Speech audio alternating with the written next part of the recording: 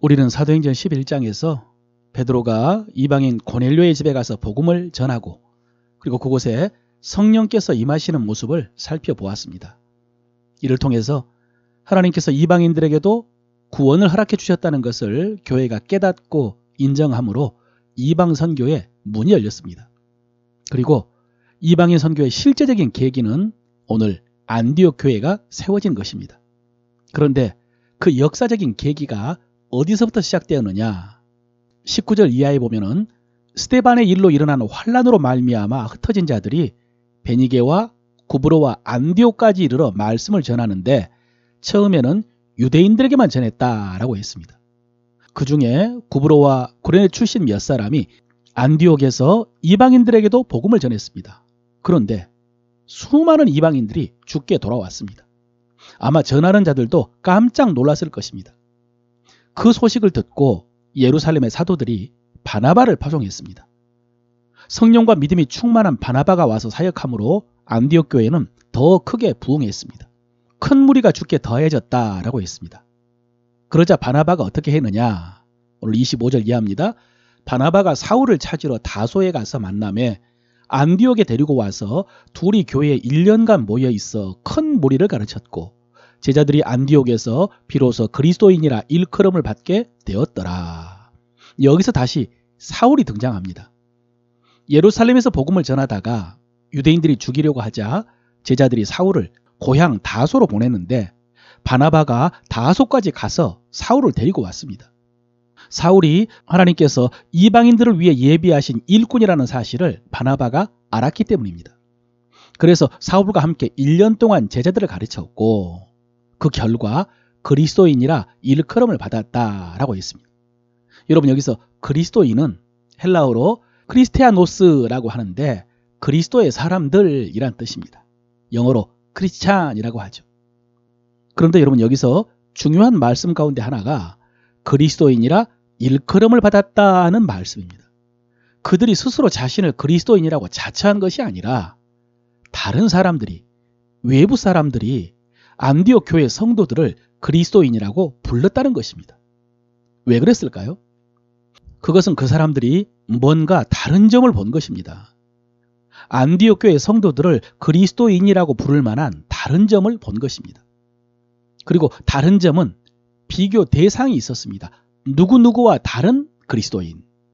누구와 다르다고 생각했을까요? 오늘날 우리의 생각으로는 세상 사람들과 다른 그리스도인 이렇게 생각하기 쉬운데 당시의 상황 속에서 정확하게 말씀드리면 유대교인들과 다른 그리스도인입니다. 안디옥에 사는 사람들은 처음에는 교회 성도들이 유대교인들과 같은 줄 알았습니다. 교회를 유대교의 한 분파 정도로 알았습니다. 그런데 계속 보니까 안디옥 교회 성도들은 유대교인들과 달랐습니다. 그래서 그들을 그리스도인이라고 부른 것입니다. 그럼 뭐가 달랐을까요? 유대교인들과 뭐가 달랐기 때문에 성도들을 그리스도인이라고 불렀을까요? 그 정확한 답은 본문에 나오지 않습니다. 하지만 뭐가 달라도 달랐겠죠. 예를 들면 안디옥 교회 성도들이 안식일을 지키지 않고 주일을 지켰을 수 있습니다. 이것도 사실은 아직 확인하기 어려운 사안이지만은 나중에는 실제로 교회가 유대교와 차별하기 위해서 안식일을 지키는 것이 아니라 안식 후 첫날 주일을 지켰습니다. 또 안디옥 교회는 우리가 며칠 전에 살펴본 그 음식 규정을 지키지 않았거나 할례를 행하지 않았을 수 있습니다.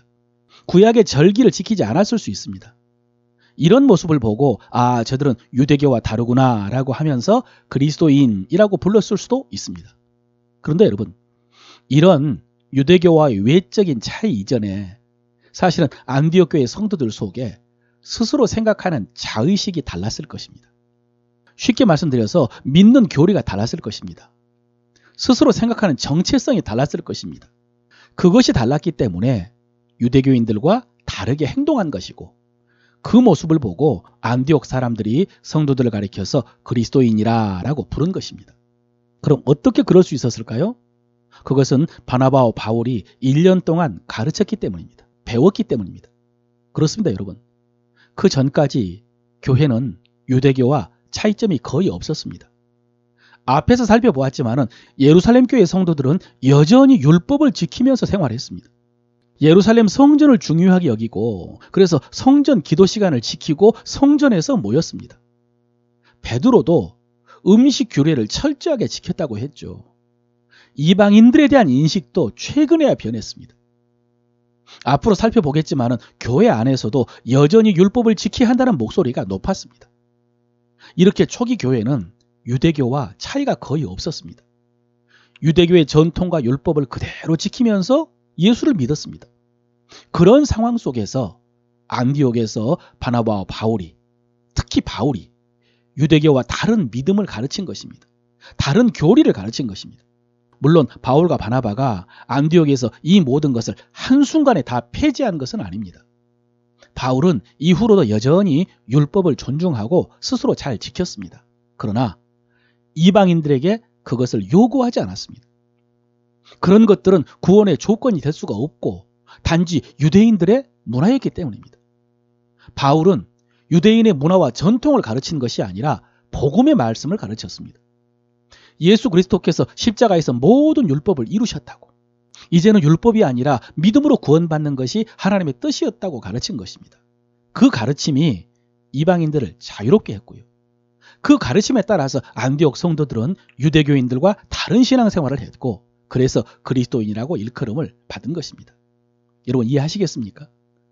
어떻게 성도들이 처음으로 안디옥에서 그리스도인으로 일컬음을 받게 되었는지. 그렇다면 여러분 이것이 오늘날 우리에게 어떤 의미가 있을까요? 짧게 말씀드리겠습니다. 요즘 사람들은 그리스도인을 어떤 사람이라고 생각합니까? 교회 다니는 사람이겠죠. 또 술, 담배 안 하려고 노력하는 사람이겠죠.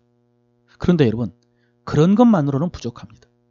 물론 주일 성수하는 거, 교회 가는 거, 여러 예배와 모임에 참여하고 술, 담배 안 하려고 노력하는 거, 여러분 이런 것이 중요한 가치가 있습니다. 그러나 그보다 좀 더 본질적인 차이가 있어야 됩니다. 그 차이가 뭘까요? 어떤 차이여야 될까요? 그리스도인 이 단어 속에 비밀이 있습니다. 구원론적인 측면에서 그리스도인은 그리스도께서 해주신 일을 통해 구원받기를 원하는 사람들입니다. 다른 말로 그리스도인은 은혜로 구원받기를 원하는 사람들입니다.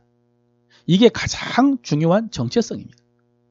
그런데 다른 사람들은 이 신앙 고백을 알지를 못합니다.